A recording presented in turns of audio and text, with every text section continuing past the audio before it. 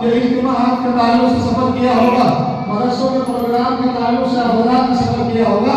آپ حضرات جانتے ہیں، بتانے کی ضرورت نہیں کہ جب آپ سے معلوم کیا جاتا ہے، کوئی آپ سے معلوم کر لیتا ہے کہاں رہنے والے ہو، آپ بتا دیتے ہیں کہ بھیسانی سے، تو آپ حضرات کے ساتھ جو محبت کا اور شفقت کا اور احترام کا معاملہ ہوتا ہے وہ آپ سب جانتے ہیں. ہم یہ چاہتے ہیں کہ آپ حضرات کی یہ محبت اور یہ نسبت باقی رہے، لوگ آپ سے محبت کرتے رہیں، اور اسی خیر کے ساتھ، اسی محبت کے ساتھ اور اسی خیر کے ساتھ آپ کا تذکرہ ہندوستان میں ہی بلکہ دنیا بھر میں ہوتا رہے.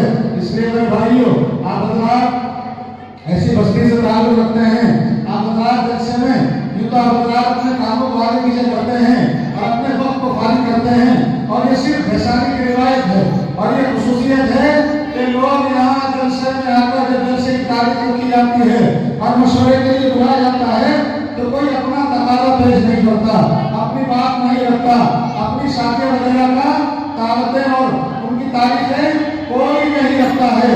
لوگ یہاں مدرسوں کے تابع رہتے ہیں اور جلسوں کے تابع رہتے ہیں، علماء کے تابع رہتے ہیں، اور مدرسے کی محبت میں سب بیٹھ جمع یہی کہتے ہیں کہ جو تاریخ مدرسے والے طے کر دیں اس میں بیٹھ ہے. ہم اپنی تاریخوں کو، اپنی شادیوں کو، اپنی تقریبات کو آگے پیچھے کریں گے، لیکن مدرسے کا جو نظام ہے وہ رہے گا، ہم اس میں کوئی تغیر نہیں کریں گے. ورنہ میرے بھائیوں، جلسوں کی تاریخیں کئی مرتبہ بدلی جاتی ہیں، کئی مرتبہ انہیں ترمیم کی جاتی ہے، کئی مرتبہ ان کو بدلا جاتا ہے، لیکن یہاں الحمدللہ آپ حضرات کی بڑی محبت ہے، بڑی دلچسپی کی اور بڑے تعلق کی بات ہے. اللہ مدرسوں سے آپ کے اس تعلق کو باقی رکھے. ورنہ میرے بھائیوں، بستیوں میں، علاقوں میں لوگ کوئی شادی بتاتا ہے، کوئی پروگرام بتاتا ہے، کوئی آ کر کچھ کہتا ہے، کوئی آ کر کچھ کہتا ہے، اور اتنی الجھنیں پریشانیاں ذمہ داروں کو بنا دیتے ہیں کہ وہ تاریخ بدلنے پر مجبور ہوتے ہیں.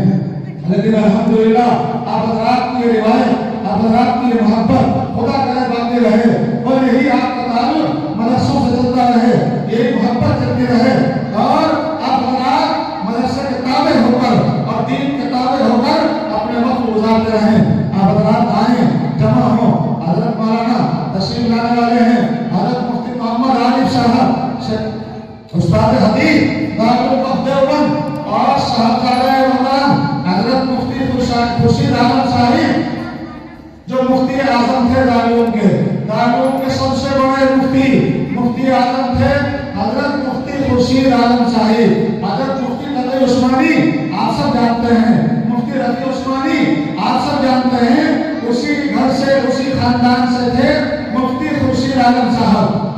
الحمدللہ مفتی اعظم تھے، وہ اس وقت حیات نہیں، ایک زمانے تک درس حدیث دے کر اس دنیا سے تشریف فرما ہوئے. ان کے صاحبزادے محترم، دونوں صاحبزادے ہیں صحیح معنی میں، دونوں حافظ قرآن بھی ہیں، دونوں عالم بھی ہیں، دونوں مدرس بھی ہیں، دونوں معلم بھی ہیں، اور دونوں استاد حدیث بھی ہیں، اور دونوں قاری بھی ہیں. الحمدللہ اب حضرات کے درمیان میں تشریف فرما ہوں گے. حضرت مفتی محمد عارف صاحب، حضرت مفتی محمد واصف صاحب الحمدللہ ہندوستان میں ہی بلکہ دنیا کے بہت سارے ملکوں میں جاتے ہیں اور بہت اچھے انداز میں قرآن کریم کی تلاوت فرماتے ہیں. انشاءاللہ وہ بھی تشریف لانے والے ہیں. حضرت مولانا سید حسن صاحب تشریف لانے والے ہیں. حضرت مولانا سلمان صاحب بنوری تشریف لانے والے ہیں، اور بھی ایک بہت بڑی جماعت ہے اسٹیج پر موجود ہے. انشاءاللہ ان سب کو ہمیں سننا ہے، ان سب علماء کی میرے بھائی ہمیں زیارت کرنی ہے، ان سے ملاقات کرنی ہے. انشاءاللہ آپ آتے رہیں. میں درخواست کروں گا، آپ نے ایک بستی ادھر بنا لی، ایک بستی ادھر بنا لی گئی، ایک بستی ادھر ہے، ایک بستی ادھر ہے. ہم یہ چاہتے ہیں کہ آپ حضرات اسی بستی میں آ جائیں، الگ الگ بستی نہ بنائیں. آ جاؤ ماشاءاللہ. ویسانی والے مدرسوں سے علامہ رحمۃ اللہ علیہ سے ایسی محبت، ایسا تعلق اور ایسا جذبہ اللہ نے آپ کو دیا ہے. یقیناً آپ کی محبت اور آپ کی میرے بھائیوں دین کے لیے خدمت اور یہ جذبہ آپ کے لیے انشاءاللہ دنیا بھی نفع بخش ہوگا اور آخرت میں بھی خیر و خوبی کا باعث بنے گا.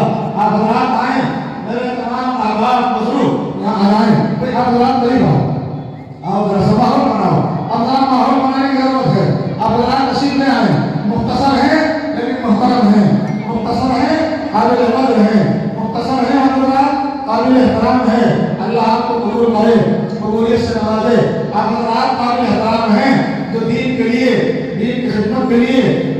بات سننے کے لیے مجلس میں چلا جاتا ہے، سمجھو اللہ نے اپنا فضل فرما کر، اللہ نے اس کو توفیق دے کر اس کو خیر کی مجلس میں پہنچا دیا۔ ہم آپ کا احترام کرتے ہیں، آپ آتے رہیں بیٹھتے رہیں۔ اب ہم مولانا نور محمد صاحب سے درخواست کریں گے کہ حضرت تشریف لائیں اور اپنا منظور کلام پیش فرما دیں۔ اس کے بعد ترانہ ہوگا بچوں کا۔ ایک اور درخواست کر رہا ہوں ان بچوں سے جو بچے حافظ قرآن کرے ہیں، یہ بات اگر آواز نہیں پہنچ رہی ہو تو 3 بجے سے پہلے جب سے دعا ہو جائے گی، آنے والے علماء جو آ رہے ہیں وہ دستار فضیلت دے کر، سر پہ دستار باندھ کر اپنا دست مبارک اور دست شفقت ان حافظ قرآن جو حفاظ بنے ہیں ان حافظوں کے سر پر رکھ کر یہ علماء رخصت ہوتے رہیں گے۔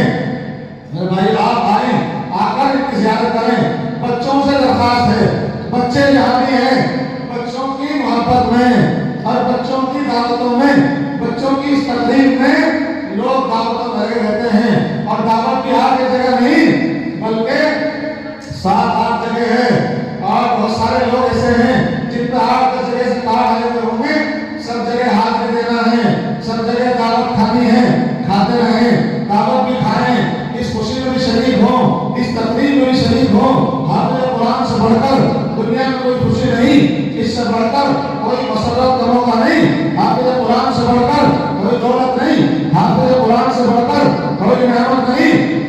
آج میرے بھائیوں مدرسوں میں یہ دولت دی جا رہی ہے، جن مدرسوں میں حافظ قرآن بنائے جا رہے ہیں، جن مدرسوں میں قرآن کریم کے پڑھنے والے تیار ہو رہے ہیں، آج ہم مدرسوں کی کچھ نہ کچھ بے قدری کر رہے ہیں۔ آج میرے بھائیوں بہت سارے لوگ اپنی بیٹھکوں میں مجلسوں میں بیٹھ کر علماء کے، بچوں کے، حفاظ کے خلاف کچھ زبان کا استعمال کر دیتے ہیں، بد زبانی کر دیتے ہیں۔